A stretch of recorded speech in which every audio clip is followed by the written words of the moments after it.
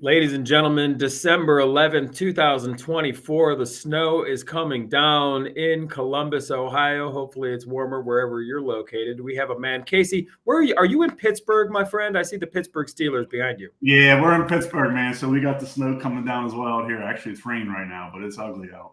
It's beginning to look a lot like Christmas, and hopefully you are all staying warm and getting your Christmas shopping done. But it's the end of the year. A lot of people tightening up their books. Last week, if you were with us, we had CFO. It was all about CFO conversation, and we got a ton of good feedback on that call. So we decided to bring in Mr. Casey Quinn today from Accruity, and we are talking about all of your back office as a real estate investor, as a real estate company, how important this is. And everybody, I'm here to let you know, RJ and I, we own a ton of rental properties. Guess why we own a ton of rental properties? Because we're able to get loans. If you can't get loans in the real estate business, you are not going to be able to buy these cash flow properties, put permanent financing on these properties. You need professionals to help you get your act together, because I get it. I'm the same exact way. We're all good at selling. We're all good at sitting there with a homeowner and getting a good deal, getting a contract signed. That's the sales aspect of this business. What I'll just call it like it is. What everybody's afraid of is the books. So many people are basically running their business with the equivalent of a shoebox and receipts, but it's typically just a bunch of crap in Google Drive, a bunch of crap in HUD settlement statements, spreadsheets. We need professionals. So Casey's going to give us best practices on tightening up our back office, practical information here today, because at the end of the day, we're all just trying to get more loans to buy more cash flow properties. That's why we're doing this business. RJ, how's the vibe? The vibe is good, my friend, and it's time to what most probably investors are doing right now is putting receipts in the shoebox and keeping track of their, rehab expenses and expenses in the business on the back of a napkin. It's time to graduate from that. Isn't that the truth? Because when you get to that next level, which is to do the buy, renovate, refinance, the BRRRR, right? Repeat, that strategy, it's going to require you to get in front of a bank and to execute that BRRRR strategy. And banks are going to want to know your financials and what you've been up to.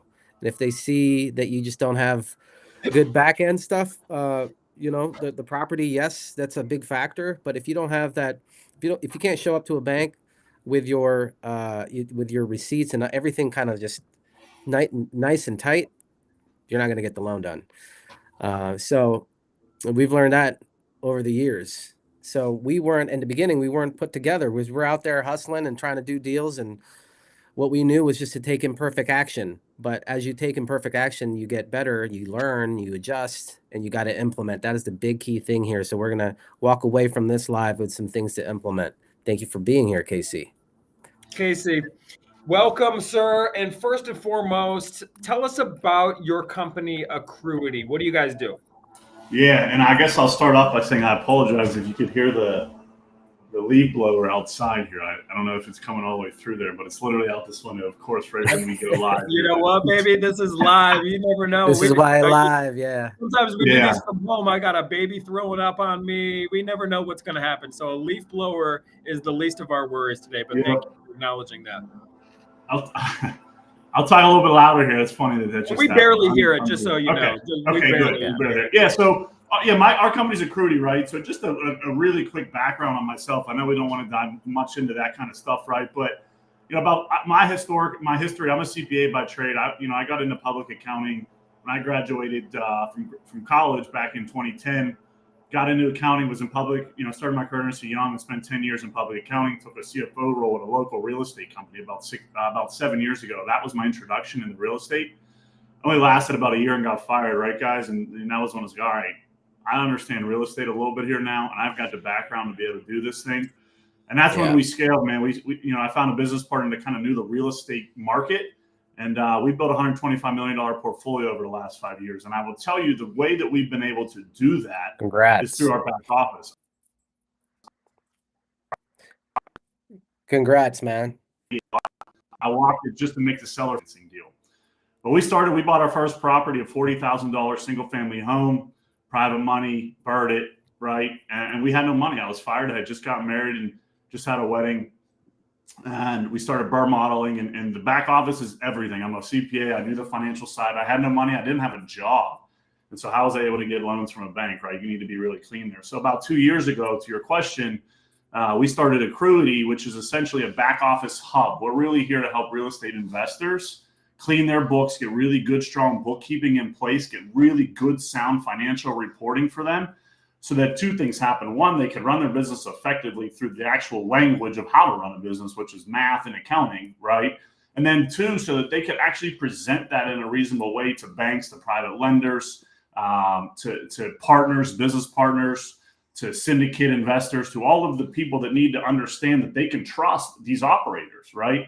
What I realized was, man, getting into masterminds and starting to get kind of on the national circuit a little bit here, that there's some incredibly talented individuals across this country doing amazing real estate things, doing amazing investments, doing amazing deals, have huge companies. And then you lift up the hood and it's like, holy heck, right? Like, you know what I mean? You look, you see the car driving down the street, the Mustang, and you open it up and there's actually not an engine in there. Wow, what are they doing, right? So, well, we try to really analyze, is like, say, hey, look, we'll be that engine for you underneath the hood, and we'll take care of all these things for you so that you can go do what you're really good at, which is sell, grow, invest, become that player. So that's in a nutshell what Accruity is, and we really can handle all sorts of things from the back office. But in my opinion, everything starts in the basic bookkeeping. You've got to have the right transactional volume. You've got to have it automated, and you've got to have really good financial reporting on your side, through a clean set of chart of accounts, through a clean set of month-end close process, so that you actually have legitimate numbers. So that when people like myself, you guys, these folks come in and look at it, we know that it's correct and we can make decisions based off of that. Let me just give a quick little nugget here, because this is so true. We all do. We're all watching YouTube. We're on YouTube right now. We're all on Instagram. Nobody's posting about like, hey, everybody, look how proud I am of my books. Look how clean my books are. It's all this like, it's not sexy. It is not a sexy thing, but it is so important. If you're going to get the assets, there's two things, right? If you're going to be successful in business, be successful in life. Number one is relationships. That goes without saying. Relationship capital. You got to have relationships. And that's just a matter of being a good human being and being honest and doing the right thing and taking care of people and just being honest, right? Be a good human being. Number two is the numbers, man. Like when you're raising big money, when you are doing real deals, or when you're running an acquisition company, as RJ will tell you, we just started sinking our teeth into the numbers. You got to know the numbers. What is my cost per lead? Am I making money? This is like simple questions, right? It's like, how much am I putting out and how much am I getting back? RJ and I just had this conversation recently. It's like, look, anything that does not produce a positive ROI is an expense, not an investment, right? So when we're putting money into a marketing campaign, hate to say it, the walls are thin. Shay, you're protected. You're good. I got my office manager right here next to me. But a person too, if somebody's working for you, what is the ROI on this person? Like, can we consolidate? We got to know our numbers. We got to know our ROI. And that's why we got to work with pros. And just like Casey said, a lot of us as entrepreneurs, what are we good at? Relationships, right? We're great people. We're the funnest guy that you ever meet. And we're honest and we're good. And, we're excellent at sales. But then there is that numbers piece. And you need both.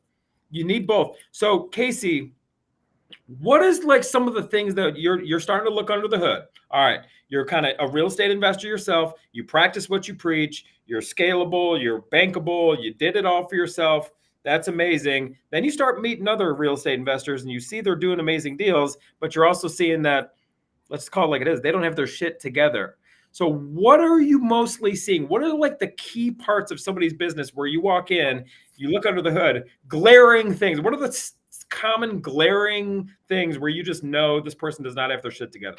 Yeah, I love that. I'll dive in and out really quick, just to take a step back to touch on your comment there about employees and then the money side of it, the investment side of it. Like one KPI that nobody tracks that everybody should be tracking in every single business that they're in is the return on their employee.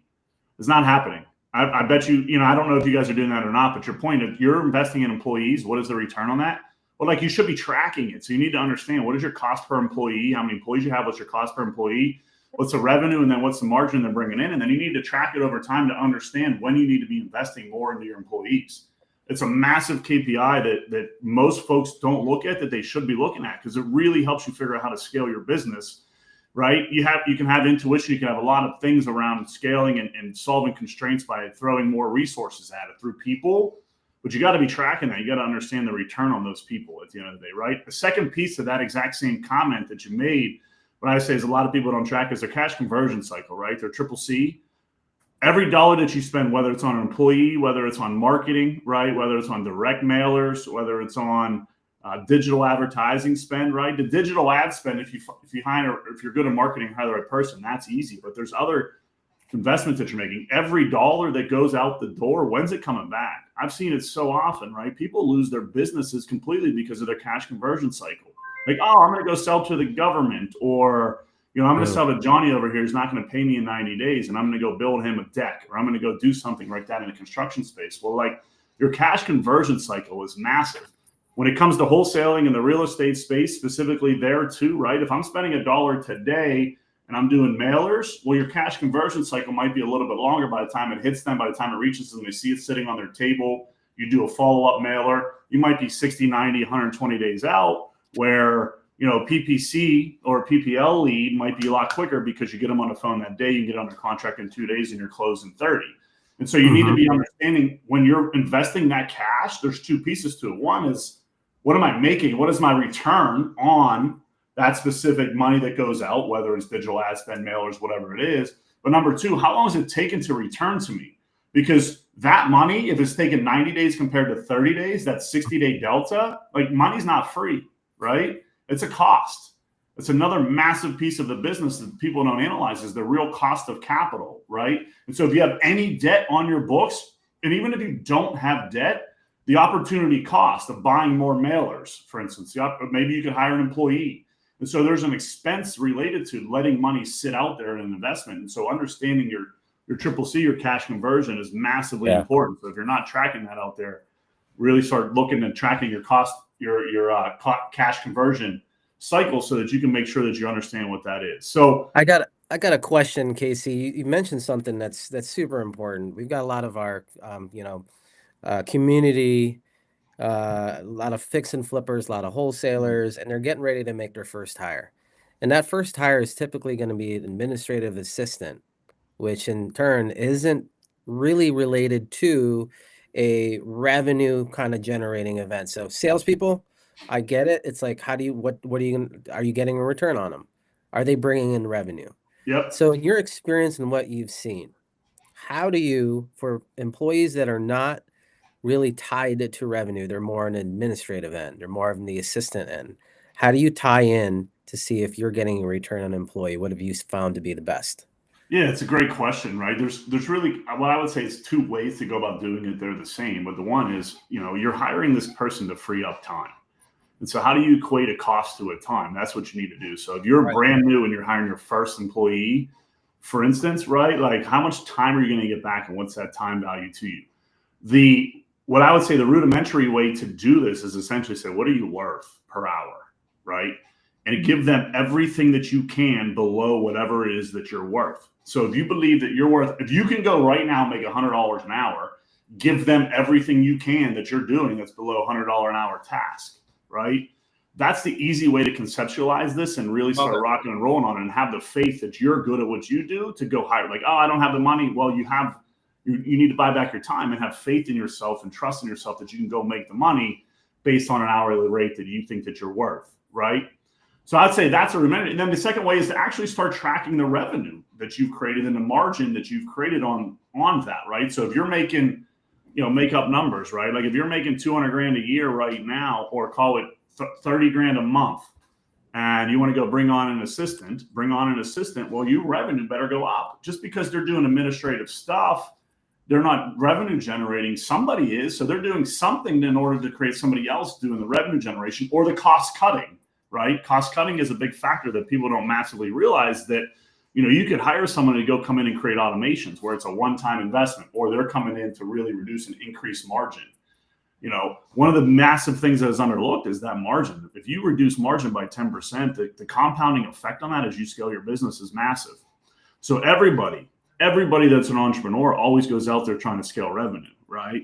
Yeah. Why did you start scaling revenue if you don't have your ducks in a row, you don't have your infrastructure in place, and you're not running at the right margins? It's irrelevant and stupid to do, right? Yeah. So it's both of those things. So that's what I always say when you're hiring someone to handle the administrative tasks, right? Transaction management, emails, calendars, doing all the diligence in between once you put it under contract, managing the buyers coming in, all those different things. That's great, but you should be able to do more deals because your time's getting freed up, which should increase revenue. So now you're adding that cost line in there for this person. Well, what's the return, right? How is revenue increasing? And if that cost is not increasing your revenue over time, you've made a bad hire, or you're not managing correctly. So that's how I would answer that for you, both from a rudimentary way of how we feel, what are we worth per hour, and then actually tracking it through a KPI. I got a question. So if you're talking to like a run-of-the-mill mom and pop, they got a wholesaling business, they do some fix and flips, and they're acquiring some rentals. This is your audience on this channel, bro. This is who we're talking to. It's the run-of-the-mill investor, probably doing maybe 1-2 deals a month. That's normal, Maybe they're still working full-time. Maybe they're full-time in the real estate business, maybe doing 4 or 5 deals a month. Our best coaching clients, they do 5, 6 a month, and that's cool. That's like the high end of the threshold is what we see. So you're talking to that audience. What are the biggest mistakes you see for that demographic, for that person? Biggest business mistakes you're seeing? Yeah, I think what I would say is the biggest mistakes that we massively see is, number one, they don't get their back office order right away, right? That's the obvious answer I would tell you coming from me. They start going out there running. By the way, I'm a massive believer in taking massive action. Let's go is my number one core value. So I'm not saying Hell yeah. Yeah, I'm not saying don't do that, right? Like, you got to go. Like, stop standing there staring and reading books. Like, you can read so many books and you can feel like you want to do this thing, but like, go take massive action and learn from your mistakes. RJ calls that imperfect action. That's like his thing. Biggest huge believer. Like I said, all of my companies, number one core value in all of our businesses is let's go, which means take massive action. Love it. And then, you know what, like at a conceptual kind of level, what I would tell you the biggest mistakes I see everybody doing is they're not reflecting on their action, right? So they're taking massive action all the time, and they're not actually learning from their mistakes that they're making, not reflecting, trying to get better here, right? So I'm taking action here and I'm trying to get education here. So I'm joining a mastermind, I'm getting coaching, I'm doing all this shit over here, excuse my language. No, you're I'm fine. taking action here on it, but I'm not reflecting on this. And so all the education's coming in and pushing me. But if you are going down this path here and you just reflect and take a step back and learn from it, you're going to move so much faster. That's one of the greatest things I've done for my career, and why we've been able to scale as fast as we have, probably one of the fastest in the nation, uncapitalized. We had no money. And the way we were able to do that is we weren't out here trying to get pounds and pounds and pounds of advice all the time from all these mentors. Yes, we had our crew, we had our mentors. But what we did is we massively reflected on what it is that we were doing every day to get better at it. Cool, I learned this in this transaction. Don't let that happen again. I learned this. Don't let that happen again. And then number 2, track everything, right? A lot of people aren't tracking everything. Well, if you don't track it, you can't learn from it. You know what I mean? Like, if it's, there's the old saying, it's not written down, it's not done, or whatever those sayings are.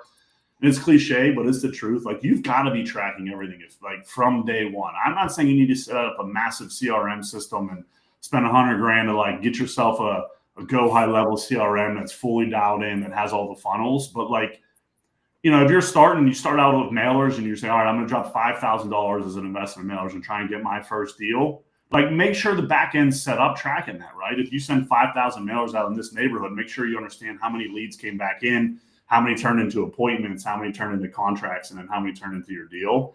So you can see it, so that you can get on the phone call with guys like yourselves and say, all right, hey guys, here's what I've done so far. Here's what my KPIs look like. I ain't got a big CRM. I ain't got any of that, but at least I could show you this. Should I do more of this? Should I do this? How do I change? Right? This is the conversation I have with them. So, some of my students, that's what they say. You've got to be in the weeds. You got to be learning from your actions every day and self-reflecting. When you go to bed at night, did you take massive action that day? What all did you do that day? Did you do more than everybody else? It better be yes.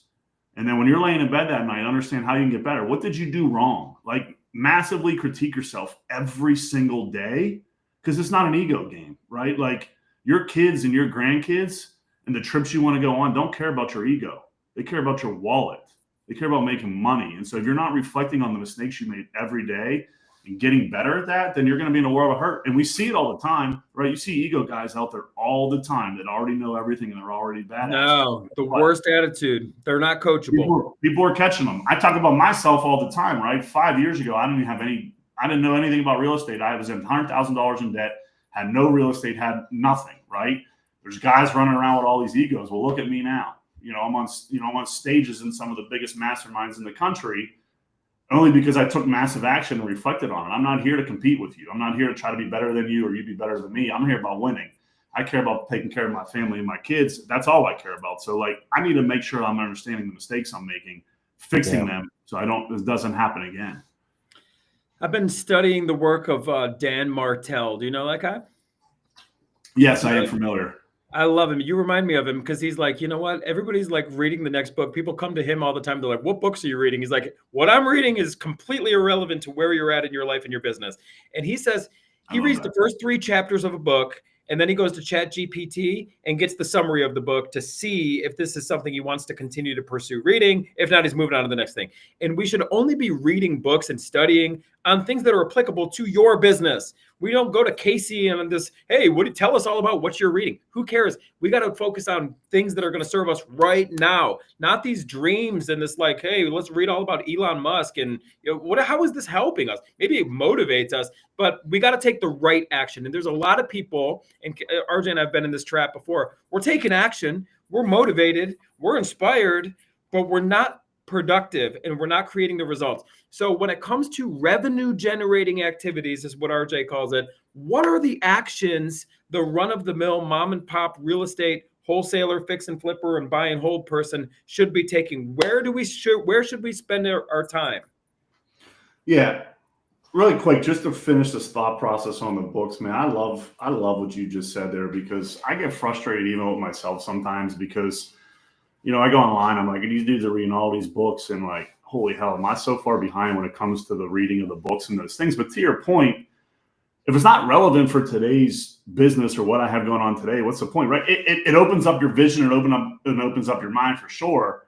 Yeah. So then your point, you just justified and made me feel really good because I don't need more vision right now. My goal is to be a billionaire, right? I'm good. I'm good on the vision. I have all these other ideas, but today in this exact moment, what do I need to do to get me to 90 days from now, which will get me to my next 90 days in my year from now? Yeah. So thank you for that, because I literally this week have been talking about man, I haven't been able to read books. My calendars are full. I'm way too busy. I got 3 little kids at home, and reading's been the back burner, and I'm okay with it. But sometimes I forget that I'm okay with it, that I'm not reading enough. So I appreciate you for that. Yeah. What I would tell you to answer your question around how to increase and generate more revenue, I won't lie to you and say I'm the perfect guy to be answering that question, because I'm a massive believer in keeping more real estate in your portfolio, building more wealth to become more bankable, to get more leverage, to be able to have bigger conversations, right? So that's what I believe in. That's the path I took from day one when we started this business a little over 5 years ago.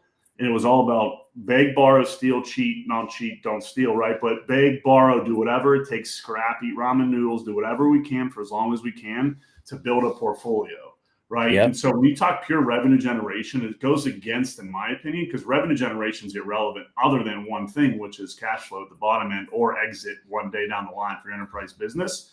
We can get into that line as well. But when I built the real estate side, to me, it was all about figure out how to keep it, right? Keep the real estate, because we can go wholesale. And if you want, we can dive way into how wholesalers can grow their company. I did it. I actually shut it down, right? So about 2 years into the business or so, we built $1 million plus wholesaling company. I shut it all down because it wasn't in line with what I wanted, which was to continue to scale and keep more real estate. It went against it, right? Yes, you need money. But my guys and my team and the infrastructure we're building were so focused on the next dollar and not the next deal to keep in-house forever. So, I'd say I'm not the best guy for you there, but the reality of it is track your KPIs, go out there and spend money. Right now, what's working for us is mailers. Mailers is definitely top of the list, particularly when the text messages went away with all the legal stuff going on. We pulled out completely from text message. But again, it's taking massive action. If you have capital that you can invest, I would tell you all day right now, mailers are crushing it. Yeah. And then digital ad spend's going well. Don't build that stuff yourself from the beginning. Just find a good vendor. There's plenty out there. Buy it from them because it's way cheaper. Building the infrastructure now is stupid. You got to get going. You got to understand deals.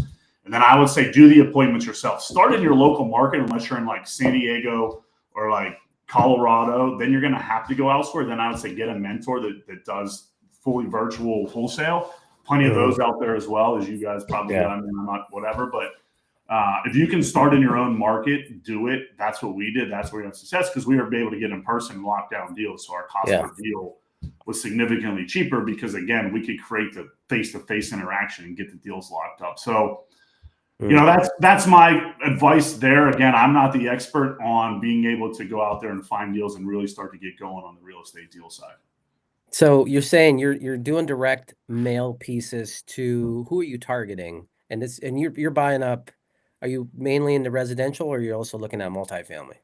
Yeah, we're in both, but our lead gen process is massively just focused on the residential side. The multifamily side for us is massive broker relations. So we find the brokers in the deals. It's a super tight knit market. And so really penetrating markets. You can go off market. We've done that. We found a couple deals off market with really, if you're going to do that, what I would tell you is get your data really, really tight on the side. Really almost manually find your data. Go door knocking, find the houses, the multis you want, and then create $50, $60 mailer pieces. We've done that and had success. We actually do video mailers for those, right? We'll take 100 multifamilies in an area we want, and we find the owner. We scrape the data. We send directly to them a $50 mailer video that talks all about our company, and then has me and my business partner literally on the screen telling them why we want to buy their property, right? Can't do that for single family. The math doesn't add up. $60 on a mailer, right? Mommy that owns mom and dad that own the $80,000, $120,000 property that they haven't touched in 10 years and it's falling apart. Like they don't need a $60 mailer, right?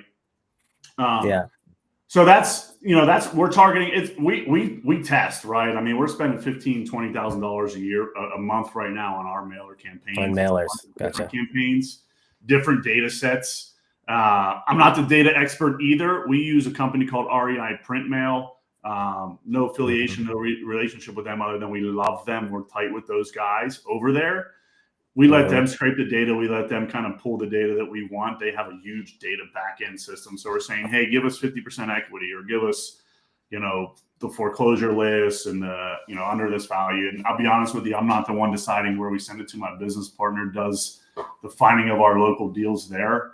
And then the other thing I would tell you is, especially early on, wholesalers test the market, right? Like we went on a campaign at one point when the rates started and inventory started rising on the market. We started making 100 offers a week at a minimum on market MLS deals.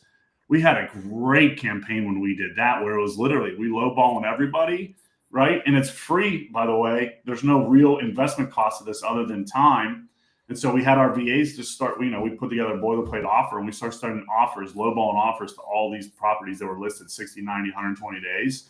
We had a great campaign on that side, right? So that was a strong way that we went about doing it with the MLS stuff. So there's a lot of different ways you could target, especially when you're just getting started. The other thing is door knock. Like door knock's a thing of the past, but if it's in your local market, just drive around. Nobody's doing that though, right? We love it. We love that kind of stuff. Yeah, we're door knock kind of guys. Dude. Absolutely, bro. Yep. Absolutely. There's an app. I forget the name of it where you can take a picture of the house. It gives you all the data and it'll. We're affiliated with. They're an affiliate of ours, Deal They're Machine. great. We work Deal Machine. Yeah. Quite a bit. Absolutely. We're texting with them. They're on our coaching calls. We believe it. This is the grassroots like fringe thing. That's like the opposite of like, oh, I'm in the owner's box and I'm just going to pull all the levers and make this magical thing. No, you got to get your ass in the street if you want to be successful. Yep. That's who AC is. That's who we are. We're all about that. We're a little bit rough around the edges, but guess what? That's what it takes to be successful. You can't be afraid to lace up your boots, get your ass out there and go find a deal, for God's sake. You can't just, I'm going to do the next big fancy marketing campaign. It's not about that. It's like, look, you could take an athlete, you can buy him. This is what RJ talks about too. You can give him the best gear. RJ is a champion tennis player. He's representing the state of Ohio, by the way, in a national tennis competition. Let's go. We're putting some good energy behind that. But look, you can give me the best tennis racket, bro. I got the shorts, I look cool. I look the best. I'm going to get smoked on the tennis court because I don't put the reps in. I'm not out there practicing. I don't do that, right?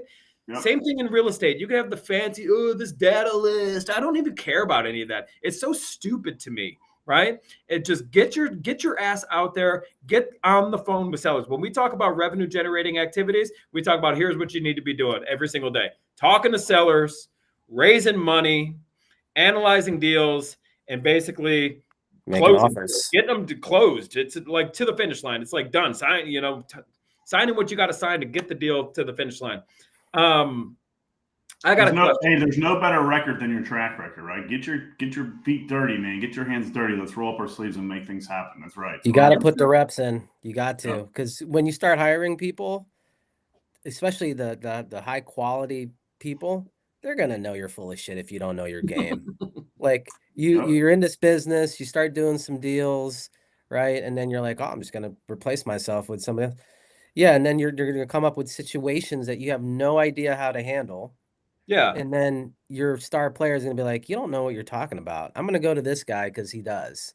Yep. And you just lost your star athlete because they just have way more experience. So if you're new, get on the phone, get your reps in. There's no replacing that. There's just no replacing. I'll never forget. And by the way, everybody has their different skill sets. I'm a CPA and kind of an enterprise value-based guy and a leader of leaders. But early on, I remember mailers like it was either my partner or myself, and we believe wholeheartedly you got to answer the mail at a call the moment it comes in. Oh yeah. And I'll never forget early on, man, I'd be golfing on a Saturday and a mailer call would be coming in and it was my weekend. You know, I'm on the phone, literally mid-swing getting screamed at by somebody saying, I'm going to turn you into the Better Bureau business. And I'm like, you didn't do anything wrong. Yeah. Oh, I know. It just reiterates, right? Your point around like, you got to get your feet wet. And I'm not that guy. I've never really been that guy. Yeah. As much as I've tried and want to be, like, I'm a CPA, I'm just different. But like, I was in there, my sleeves are rolled up. You've got to learn it because the people got to respect you whenever they're doing it for you as you build. For sure. Worse yet, to RJ's point, you try to attract talent, but you're putting a big front out there. You don't know what you're really doing. If somebody's more higher level and if they're malicious, you bring the wrong person into your organization. That's what you hear about all the time. Oh, this employee stole all this shit from me. Yeah, because they walked in, they're sharp. They realize you don't have your shit together, and they're stealing everything they possibly can. This happens all the time. You have to know your business. Return. So, I slammed my fist on the desk. So let's talk about I'm pissed off right now, everybody. God. Hey, so let's talk about Accruity. So somebody comes first off, do you have a minimum or maximum size business that you're willing to work with? Yeah, I mean, it's extremely custom, right? So it's a good question. I don't have an amazing answer for you right now. It's a very custom based. We get on a discovery call and understand what's going on. We'll never turn down a discovery call, meaning anybody's interested in working with it, we'll get on a call with you and see if you're large enough. But generally, unless you have a basic business that's an agent business in the real estate space, so you're an active agent, we'll lower our price minimum for you. But generally speaking, we're at $1,000 a month for a real estate investor at minimum. Then it'll kind of go up from there depending on what your needs are, how big your business is, et cetera, right? So if you're brand new to the space, you've only done a couple deals, it probably doesn't make sense yet. But there's plenty of information out there for you to go ahead and figure out. Go watch YouTube, Google how to account for real estate and get your QuickBooks set up and start doing a little bit on your own. There's so much data out there. That's what I would say, right? Put down the 36 book that you read and pick up a YouTube channel and just spend 4 to 6 hours understanding how to account for the basics of a real estate deal. That's going to get you there until you're size enough where, like, look, it's going to take you 20 hours to book probably one deal. Is going to take us 10 minutes, right? So until you're there, that's what I would say. But generally speaking, our minimum threshold is about $1,000. So you've got to generally be generating, $80,000 to $100,000 at least a year in top line for it to start to make sense to actually use and spend the money with us. That's reasonable. So you got a guy or gal, mom and pop couple, they're flipping a couple deals a month, or our students, or there's somebody else, and they're making a couple $100,000 a year in their wholesaling business. They own 5 rentals. They're just single family homes. They're bringing on more rentals. So they're probably this next year, 2025, going to probably acquire 10 more rentals. So we got some growth ahead of us here. What does a working relationship look like with Accruity? So are we on the phone once a month, or are we sending you stuff through Google Drive, or how does this team work? Yeah, I think it's really important, especially that investor, that avatar that you said, they have a lot going on, even though they're smaller, because they've got rentals going on, they're doing flips. So number one, it's really important to make sure you get your corporate structure set up correctly. and you're running your transactional volume through the right entities. For instance, you should have an independent, even if you're doing it yourself and you're just GCing it, you should absolutely have an independent construction company different from the company that owns some of your rentals. Depending on your rentals and how much you grow, you should have different entities there. In theory, everything should roll up into a trust, but that's down the line. You could always fix that later on. But generally, if you're managing it yourself, you should have a separate property management company. And so what we really help you with there is make sure you're getting that set up, and then make sure the transactions are flowing through each. Because at the end of the day, you have to make sure each of your businesses can stand alone as an independent business at the end of the day. Otherwise, why are you doing it? Just outsource it, right? You can outsource property management, or you can outsource your GC work. So making sure you're doing that first and foremost is extremely important. So how it would work with us is we get on a discovery call. We got to learn all of those things. We got to learn exactly what it is that you're doing so we can figure out how to price this thing and figure out your needs. The last thing anybody in my company is ever going to do is take on a client that doesn't actually need us. We're not in the business of trying to take money from people. We're in the business of adding significant value to somebody so they can grow their business and create a long-term relationship with us, right? We want you to have 500 million in your portfolio, because guess who wins when that happens? We do, right? So that's really the goal. So we get on that. Obviously they win too, but we win because we're going to grow with them, and our revenue will continue to increase. Yeah. But we get on that call, we understand what's going on, and then we quote you out. Typically, we have an onboarding fee, or a phase 1 fee, and then a phase 2 fee, which is your retainer. So depending on how dirty and sloppy you are, right? If you've gone 2 years without filing taxes and you're still in Google Sheets or in the shoe boxes, right? It's going to take a little bit more money for us to come in and fix all of that, right? Yeah. But if you have it, your wife or your husband's doing the bookkeeping and it's decent, you've got QuickBooks set up, we're just not 100% sure transactions are right? That's going to be a little bit of a different time frame, a little bit of a different cost. And so we call that phase 1 to kind of get you to a point in time. So if you and I got an onboarding call today and you said, yeah, we're good, we want to move forward with you, cool. December 31st is probably likely the day that we say, all right, your financials are there. We'll see how long it takes us to clean up. Going back to your last tax return, we clean up everything through December 31st. That would be your kind of onboarding. It might take us into January. So we might end up saying, look, your transition from phase 1 to phase 2 is going to be January 31st, right? If it's going to be tons of work, and we're not really going to have a clean set of financials till closer to the end of January. And then after that, and so on that, it's a weekly call, right? So you're getting us all kinds of information. We're getting access to your stuff. We're doing our administrative onboarding, and then we're actually doing the onboarding, right? So for instance, a client we just brought on, 2,000 transactions dating back 12 months. So we've got to actually code all of that. We got to set up their chart of accounts. We got to get all of that coded. We got to create all of that infrastructure in the financial side in order to be able to present that to him, show him his reports, do the thing there. And then after that phase 1, that's a weekly call where we touch base. We make sure you're happy. We make sure we're telling you everything that we're doing, as well as ask you questions, right? Because there's a lot of questions that we have to ask you. We have to understand why you spent 18 grand at Home Depot. What was that on, right? Was that on 3 jobs, 1 job? How do we code all of these different things? Job costing is the hardest part of all of this, and understanding where the money is being spent. Then we're done. Then we move into a phase 2. Once we get into a phase 2, it's a lot easier. It's really just once a month phone calls, because we can really understand things. We have a proprietary system that we use that allows us to interact with you on a regular basis. If we have questions on transactions, where it's just in a portal, you can go in and notify you. You jump in and say what it's for. Our team goes back, so we don't have to go on calls all the time. And then once you move into retainer, we're doing all the work real time. We promise you your financial books by the end of day 7, I think is what we promised, or end of day 10. We try to have it sooner because we're real time booking these transactions as they go. And then the call turns into once a month. On that call, we kind of explain to you what your financial statements are. And then if you want more strategic fractional CFO support, or you have a pro forma you need, or you want a detailed personal financial statement, or you want us to help you with your banks, or you've got a deal you want us, depending on what all that is, those are kind of like the one-off projects that we do for you. So we'd like to be your hub and spoke around everything that you need. And all of that really centers around the bookkeeping and the financial reporting. Then you have your partner, right? Because then if you find a deal, hey, I've got this 92 unit deal, I'm trying to figure out how to finance this thing. I don't know if it's a good deal or not. Can you underwrite it? You're not spending 6 weeks trying to find someone to do that. You call your partner that's on your account. Boom, we're off to the races. We jump on a quick call. What do you need? We scope it. Boom, we're off to the races. Taking care of that for you. So that's kind of a day in the life of what it looks like for a client. So that was my thing. So I got a question. So this avatar that we created here, they're cleaned up now. Last 2 years are cleaned up. Things are good. They got their financial reporting.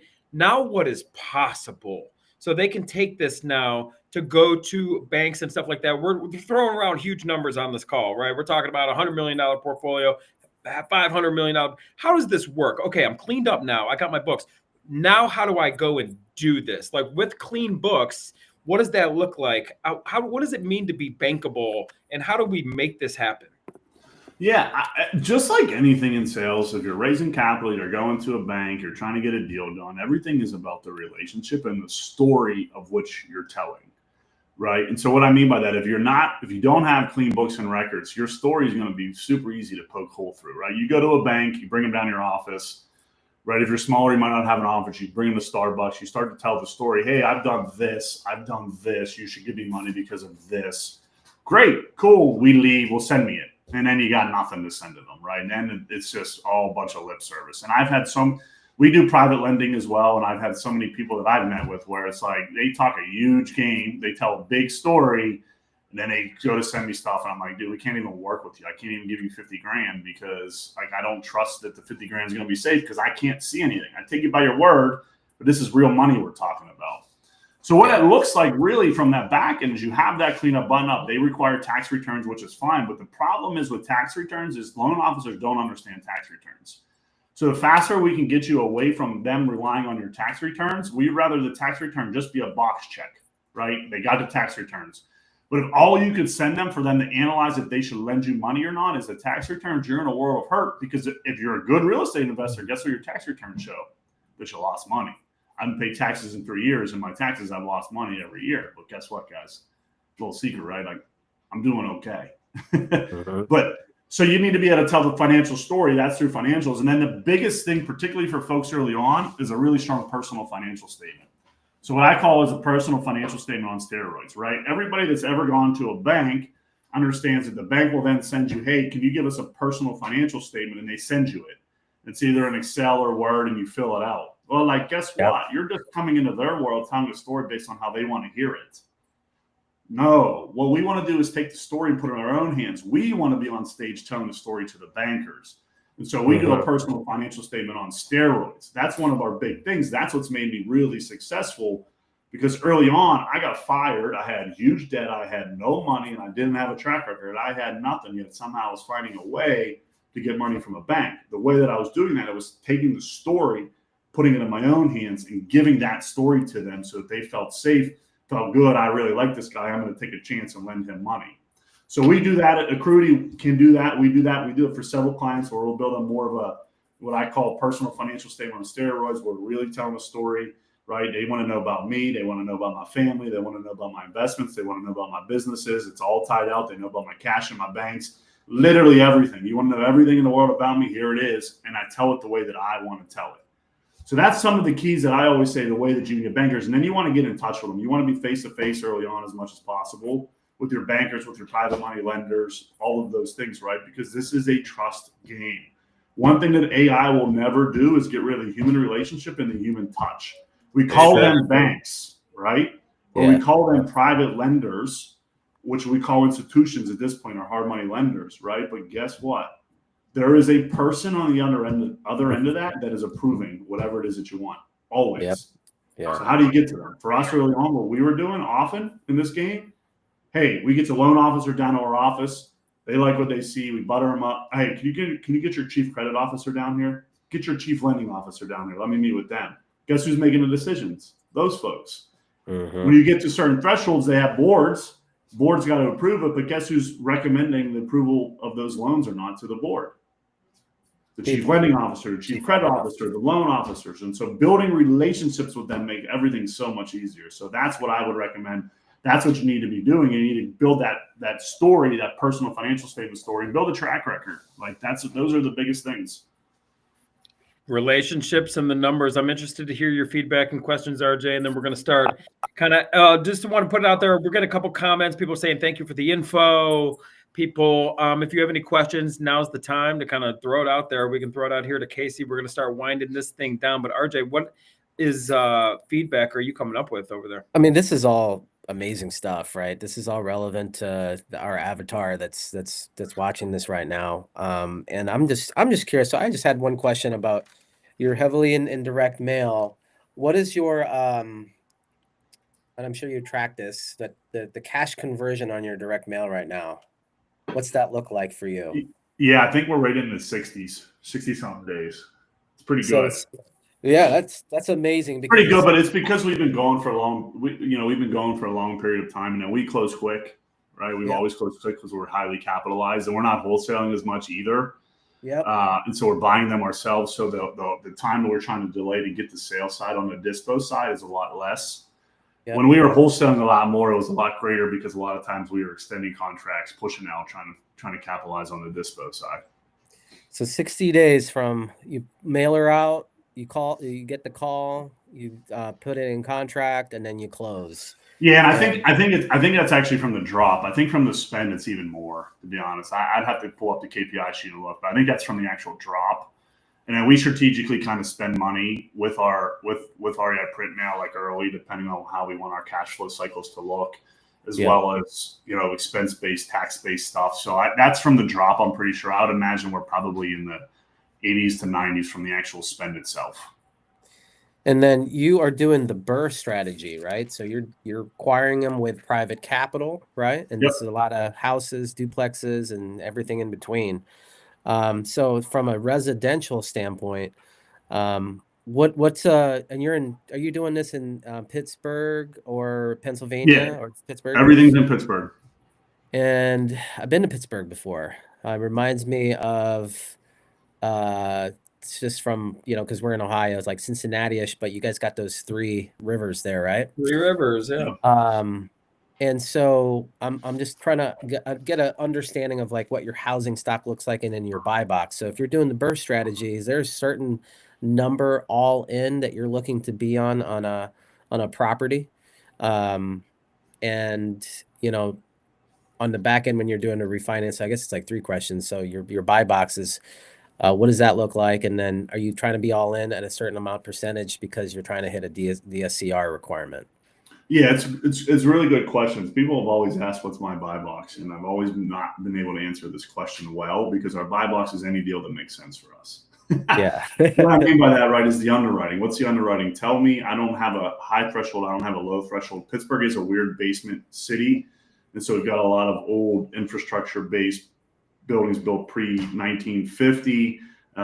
We take on all those types of things. Now, look, if we're going to flip something, it's a little bit different. We've done about 110 flips or so over the last 5 years as well. We're looking for more stable communities, more easier done properties to flip there. But on the BRRRR side, it's just got a pencil. A lot of people talk about the 1% rule. It's actually not as easy to even do 1% rule now and make a pencil on the back end at this point, given where rates are. And so we were in kind of your middle market, city markets for a while when COVID hit, or post-COVID. When the rates actually started coming up, we had to kind of change the territories we were in. We've gone a little bit less on the purchase price and the rehab just because they pencil, right? I can get a property for 60 to 70 grand, put 20 or 30 into it, and get $1,400-1,500 a month in rent. We're finding those often right now in some of these tertiary. They're still city markets. We're in 63 communities, right? So like one of the biggest pieces of advice I'd get is know your community better than anybody else. Like we know Pittsburgh better than anybody knows Pittsburgh. We're in 63 markets. We know every single street in the entire city. And so literally it could be street to street because it's so well. But a lot of times we're in some different neighborhoods now where it's a little bit lower of a price point entrance, just because we get them to pencil. We can continue to move as fast as we can on our cost of capital side. Right. I think that'll change if, I think rates are going to come down into the 5s probably late next year. I think we'll be able to get back in some of a little bit of the better neighborhoods at that point in time, because rents should go up, continue to increase. Right. Because the other, some of those markets where it's harder, where you're buying it for 130, 140, 150, having to put 50, 60 into it, you're getting a decent value. Right. And so you can BRRRR out of it. But the challenge is rent. Right. You might be all in for $190 where you can only get $1,700 in rent. Well, like I'm not doing that deal. So, it just really depends on the deal. But I say, like for us, we pick our market, we target on our mailers, and then we just underwrite every single deal. We can pencil underwrite a deal in 30 seconds. It's not very hard to do because we do it so often. My team is so trained in doing that. and then you go and you look, and then if we could dispo it, we dispo it. So I think I answered your question there, but there was a few questions. So let me know if I can dive further into that. But we really don't have a buy box. I actually don't believe in having a true buy box unless you're an institution. No one on this call is an institutional investor, right? Your institutional investors that don't have boots on the ground, that can't, they need a buy box because they need wholesalers to go find them deals. They need, they have to have a super strict criteria because it's got to go all the way up, and they're buying a home a day or more. Right, I would argue we're pretty close to that, buying 90-something homes this year, but even we don't have a buy box. Like, analyze the deal, and if you can make sense of it, make sense of it. Because then there's preferences involved too. We talk about this on our coaching calls, and we can go deep down the rabbit hole of buy box, bro. We are like obsessed. In fact, like we're coming up with some little things that, because it's the same thing. Like, we teach this, bro, where it's like, you got to be able to, like, back of the napkin analyze something in 30 seconds am I going to invest time on this thing, or is it just a no? Learn to say no quick, right? So we can keep moving, move. Attract as many opportunities as you possibly can. Learn to analyze them at the back of the napkin quick so you can move closer to that one that's going to actually be profitable and make sense. Yeah. Real estate is such a situational thing simply because maybe the cash flow is not amazing on this property, but it's in a geography that totally you have an inside track on. This is in like a great part of your town. It's the street because you're so familiar, boots on the ground. They're building an Amazon warehouse down the street, right? Like, they're building something like that. Like, you have the inside track, and it's like, look, it's not a cash cow, but I'm hanging on to this piece of real estate. I'm into it, a great equity position. It's a situational thing. And, we're toying around with the 1% rule. We agree, and we talk about that because the values have shot up much faster than the rents. So, getting, 1% of the ARV for rent is not as realistic. We've been playing with looking at the all-in. So we're looking to be all in for 75%. And if we could be like 1 to 1.25% of the all-in of the 75% of the value, that kind of gives us a little green light or red light or yellow light pretty quickly, just kind of knowing. My rule of thumb is essentially, can I get into the deal and out of the deal with no money left? Right. Yeah. So if I can force appreciation up high enough that I can get a loan on the back end to be all of the money all in, I don't care if I make money cash flowing on the back end, right? Because I'm paying down my mortgage, I'm playing the appreciation game. As long as that property breaks even and I build wealth, I get the tax benefits of it. And I actually do a presentation. Maybe I can come back on your audience, one Absolutely. day. Yeah, I think we got a lot to talk about. Yeah, the tax benefits are massive, just keeping single family homes, right? And so if you factor that into the game, so for me, literally our buy box, if you really want to know, is can we get into the deal and get out of the deal with no money left? Love it. Right. So we can have an infinity return forever and have the wealth and the tax savings. Eventually it'll cash flow, but I don't care if it cash flows right now.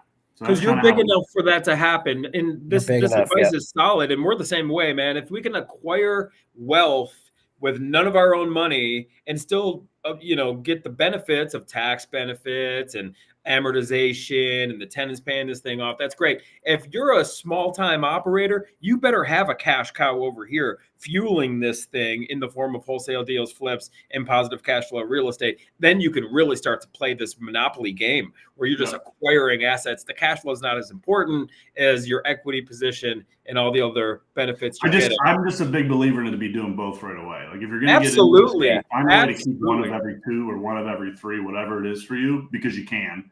You just got to stop buying your Starbucks for a little while, right? Or you going to stop. You know what, bro? Do you guys want to know something? So we did a call. What was his name last week, RJ? David. Richter. David Richter.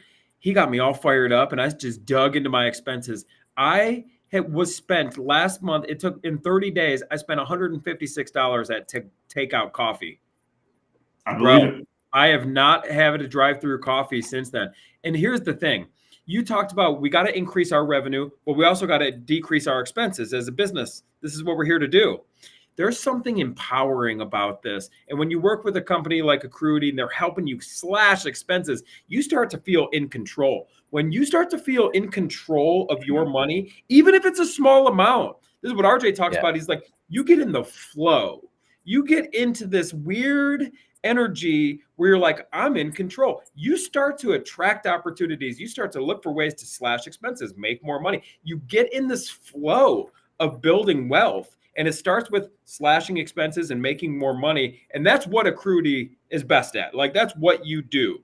is help people Yeah. slash expenses and then obviously make more money, or see at least where they're making their money. Like, feed this horse, feed this. Why are you doing so many fix and flips? You're not even making money with that. Stick to this, right? Like, to know your numbers is so essential before you try to scale. And if you're not profitable as a company, and if you don't have your stuff together, your New Year's resolution for 2025 should be to work with Accruity or somebody to get you to zero. Let's get break even, everybody. Let's figure out where we're at. Where are we making money? Where are we losing money? Let's clean our house, right? Clean up. I always equate it to this, right? You know, how do you have a conversation with someone in Italy if you can't speak Italian, or right in America if you can't speak English? You can't. How the heck do you have a conversation with someone about business if you don't know the accounting side of it, if you don't know the financial side of it, right? It's the language of business. Everything that we do in business has to go back to if we make money or not through accounting and financials.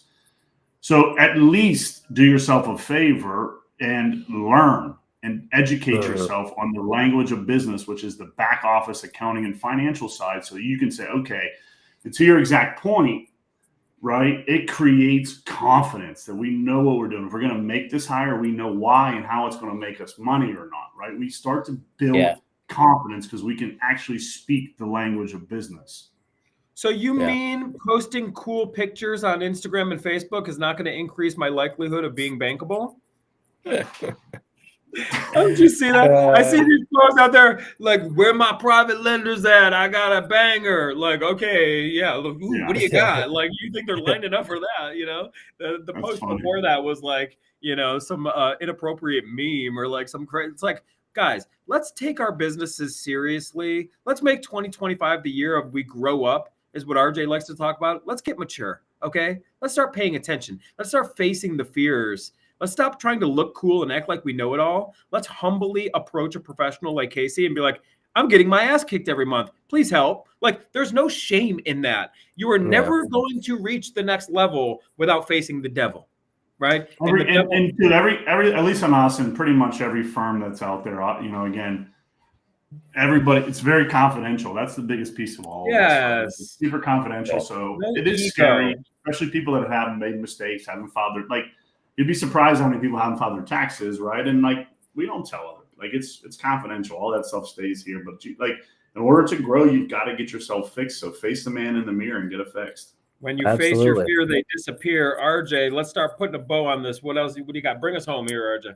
So one of the things you want to check out, so that whole, like, you know, summary of a book is called, you know, this app is called Blinkist, and it'll give you, obviously you got to pay for it, but it's not that much, but it'll give you a 15-minute summary. There's over, you know, 8,000 books over there. So check that out. But, and I'm not affiliated with them at all, but I've done that if I'm curious about a book or something like that, then I can kind of go in and get the, you know, the baby and not have to do the 9 months. But then to where you can find Casey is right there. So check this out. He's at Casey Ryan Quinn with 2 N's right there.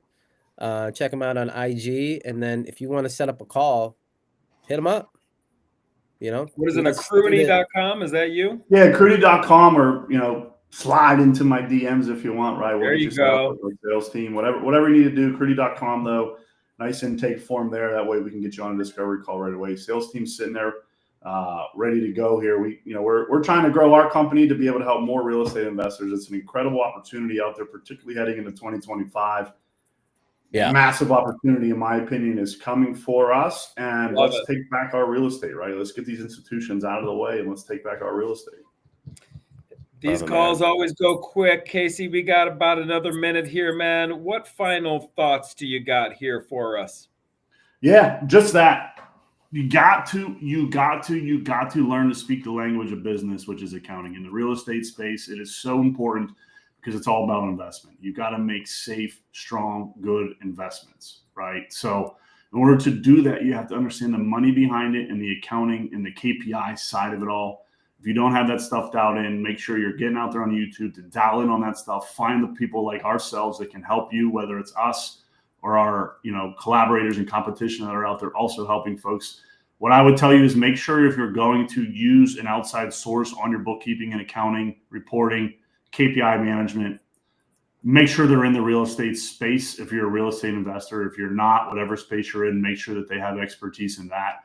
Too many times, so many of our customers, literally, we take them on where they have previous bookkeepers and accountants where, guess what, they weren't in the space and therefore they weren't getting their bang for their buck. They might have been really good, just not in the real estate space. The real estate space is a balance sheet based business.